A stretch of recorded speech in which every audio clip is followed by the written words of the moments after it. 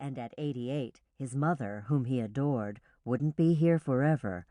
Perhaps it was time to make some changes. If not now, when? He'd pondered to himself.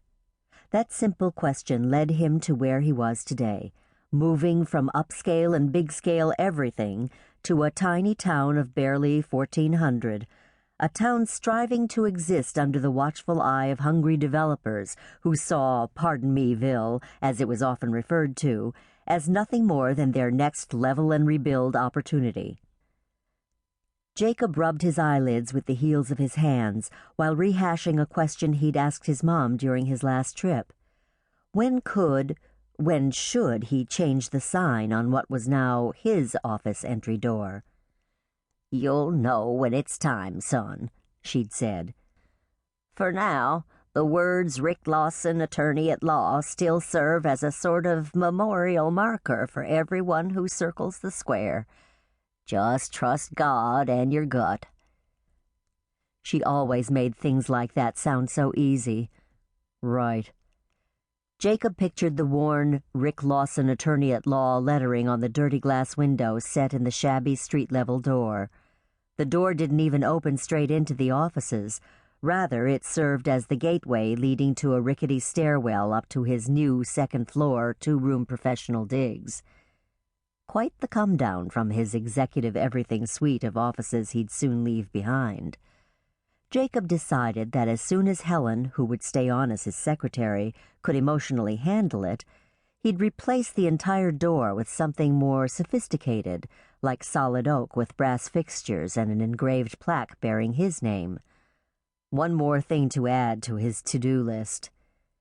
Too bad, he thought, a tired chuckle rising in his throat, that he hadn't put "check your sanity" on that list before making this remarkable and surprising even unto himself decision to uproot his life. He shook his head and flopped back on the bed. Clasping his hands behind his neck, he stared at the ceiling light fixture, the one with the rheostat, the one with the hint of pink frosted decorative globe his interior designer had insisted would help calm and soothe him for a good night's sleep.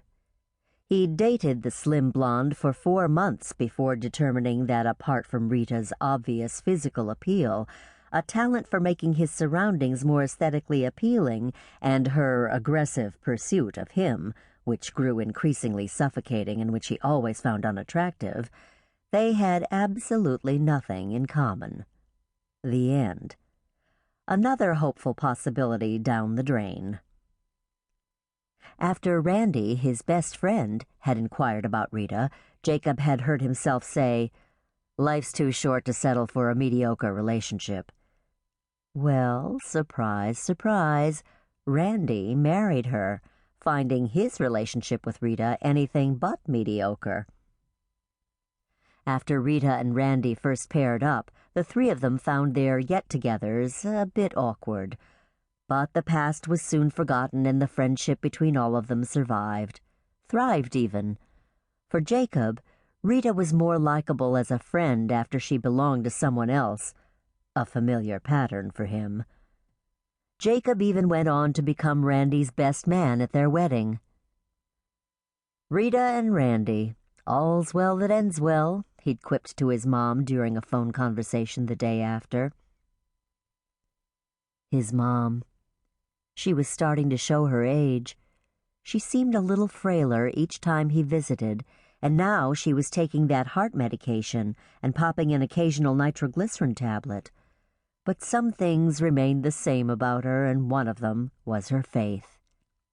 "Just trust God and your gut," he again heard her saying, closing his eyes and letting out a weary laugh. "Good thing you didn't add women to that list, Mom." Jacob hadn't grown into one of Philadelphia's most respected and sought-after trial attorneys and one of its most eligible bachelors because he'd trusted anyone other than himself. A relentless researcher, splendid orator, and fierce competitor, throughout his career he'd learned to choose cases and clients wisely, work long, hard hours, and receive handsome pay for his services. God and his gut? Nah, he trusted cold, hard facts.